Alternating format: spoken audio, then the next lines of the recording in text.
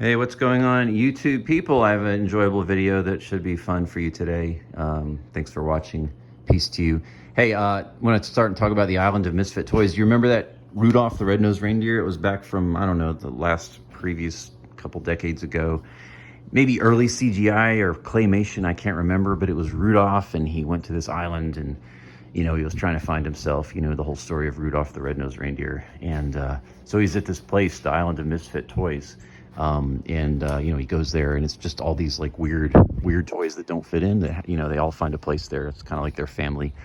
And, he's got like the train with the square wheels instead of round wheels, and like a dozen others. And, well, anyway, this is the Island of Misfit Toys here in my driveway. We have this Dodge Ram 2004 ST. It's 250 inches long. It's quad cab, has the 8-foot bed. Everyone that sees this says, "Hey, is that for sale?" Or, "Hey, do you have a big enough truck?" And this is just an awesome truck. Every man needs a truck, and kind of was casually looking. Bought this about 2 years ago, and the reason I bought it was V8 5-speed, and this thing is awesome. There's just nothing like it. It seats 6 people, and gets like 1 mile to the gallon. Actually, it gets like 15 around town. So, Island of Misfit Toys, a 250-inch truck, V8 5-speed. Here's another Misfit toy, the G1 hybrid manual transmission car, getting 80 miles per gallon in that right now on this tank. Here's another Misfit, the CRX. Who knows what that is? Some people don't even know what these are. Other people do. And the cool Honda from the early 90s. This one's right-hand drive, and just another Misfit toy. Well, I've added a new Misfit toy to my collection. And are you ready? I'm going to talk about it. Get ready. Here it is. The Island of Misfit Toys. Among others, we now add to it a 2004 PT Cruiser. But not just any PT Cruiser. And I will talk about this. Some of you guys right now are in shock. How could a guy that is into CRXs and Fiesta STs and turbocharged Foresters, why in the world would you buy a PT Cruiser? Well, I'm going to talk about that. This car is kind of hated. Really is. These cars came out, the PT Cruiser, in like early 2000s. They were like universally loved. People just loved them. They bought them up. They sold 1.3 million of these cars over about 10 years. And the styling was retro, and it's a comfortable car. It's very utilitarian. You can take the back seats out, and you can fit all kinds of stuff in there. So these were really, really loved. But kind of like midway through the run, just the problems of reliability began to emerge, and people kind of realized these are crap. They went to rental fleets, and then they started kind of getting despised, and then by the end it's like everyone hates them, and you really don't see too many on the road anymore. I'm kind of shocked. Once you buy a car, you kind of notice other ones around, and so I've been noticing, and don't really see many because they're probably all junked. And I have a theory about that I'll talk about in a minute. But you might be asking, why in the world would you sell a Fiesta ST with 300 wheel horsepower, which I just sold about 2 or 3 months ago, and what are you buying something like this for? I mean, come on. Here's the deal, guys. I'm in a place in life where it's really not about owning the car. It's just about enjoying interesting things. So I could get any car I wanted. I almost bought a Toyota Serra last week. Gullwing Toyota, not from the 90s, but didn't for reasons. Main reason, obviously, or honestly, is just because I kind of have something similar. But I'm not about getting the best cars, the coolest cars. I don't care as much about getting a Corolla GR. I could. To me, it's more about what is interesting. And so I had the Fiesta. It ran its time. I was ready to pass it on to someone else so they could enjoy it. To me, it's about learning and experiencing new platforms and finding cool, interesting, unique cars, and maybe doing some mods or doing a restoration. And in my time on this channel, I've had the Fiesta ST, had the Mini Cooper S, had a Prelude, owned a SER Sentra 91 before that, TSX 6-speed. Just a whole other bunch of cars I'm not even remembering right now. The Forester XT Turbo 5-speed, on and on and on. And so I'm always kind of looking for interesting cars to own. That's my thing. There's probably a list in my head of 30 or 40 cars that are just interesting to me that I've read about, and thinking back of just cars that are cool. You know, for example, like I've always been fascinated by late 90s Volvos, so the turbocharged ones. So I went and looked at one a couple weeks ago. It was a really nice S70 T5 turbo, you know, nice car, nice condition. Drove it. I was like, nah, okay, don't want it. Cross it off the list. It was cool, but not for me. Actually drove also a 8th gen Civic Si just a couple weeks ago. I've went and test driven several of those, and I just can't like find them interesting. I know they're great cars, but I just drove it and I was like, nah, I couldn't own this. So to me, this is just one of those cars that, you know, it's in that list that I've read reviews of, and, you know, and like, hey, if I ever find a nice one of those, I'm going to get it, or at least test drive it. So this got in my blood, you know, got in my blood, I don't know, years back, and saw one here locally, and I drove it, and the guy was going to sell it to me for $2,500, and I was on the way to get it, and then he sold it out from under me, and that was last week, and I was like, oh man.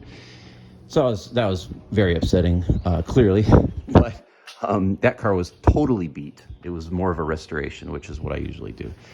But by that time, I kind of had it in my blood to that I want to get one of these, and had done the research, and so I found this one, and I drove 5 hours one way yesterday to get it, and I got a great car. This thing is incredible, I'm gonna tell you. 2 owners. The reason I got it is because it is the GT, which is the high output turbo. And so this car is a GT 5-speed. It has 220 horsepower, 245 torque. Has the 3 pedals. And if you know anything about these cars, they didn't make a whole bunch of them, and this has the same engine, or a similar engine with maybe slightly detuned, as the Dodge Neon SRT4, which was sort of America's version of the Subaru WRX. You can find these GTs. They're between, I've seen them between 3,000 and 8,000 on average. There's not a lot of them out there, but they are out there. It's an interesting car. Again, I thought, really honestly, when I went to drive the first one, I thought, I'll just drive it and cross it off the list. And guys, I drove this car and I just fell in love with it. And you might say, well, Chrysler crap. Guys, here's the thing. Maybe this could blow up on me if you stop seeing videos on it. That's why. But I kind of have a theory about that. There are some of these GTs with the turbo engine driving around with almost 300,000 miles right now. And I think a lot of it has to do with like how well a car is taken care of. And when a car is kind of like no longer popular and you can get it for nothing, like many PT Cruisers, and when they're the rental cars, what tends to happen is people buy them cheap with no emotional investment and no desire to caretake and no desire to maintain or improve or, you know, really care about the car, other than just it's just their driver, and they just let it go to crap. In my opinion, yes, Chrysler reliability is lower than most other brands, but I think part of the reason these things aren't just so neglected is because people buy them cheap and just don't want to invest any money in them. So I say that because this car is, as you can see, it is in phenomenal condition. It's honestly feels like new. The amount of parts and replacement and things that the owner, only 2 owners, put in this car, he took care of anything that was needing. I mean, look at the steering wheel. The paint is, aside from a few clear coat blemishes, there's pollen out there, but paint's in outstanding condition. I mean, look at the door card, steering wheel. He put like a new shift knob on it. The floor mats are in incredible condition. He even like replaced these because they were getting old. And this particular car came with extra set of floor mats unused, an extra set of rims, just all kinds of extras. He even like did like custom, this pinstripe is just cool. Look at that. And just all kinds of little custom things that are on this car. So my point is, why did I buy it? Well, it was a very good price. Has good tires. It is a beast. This little engine is really, really good. And the car is straight, no squeaks, no rattles, no leaks, no weird noises. I drove it 300 miles home yesterday, 75 miles per hour down the interstate, and it was flawless. And this particular one, aside from being very, very well cared for,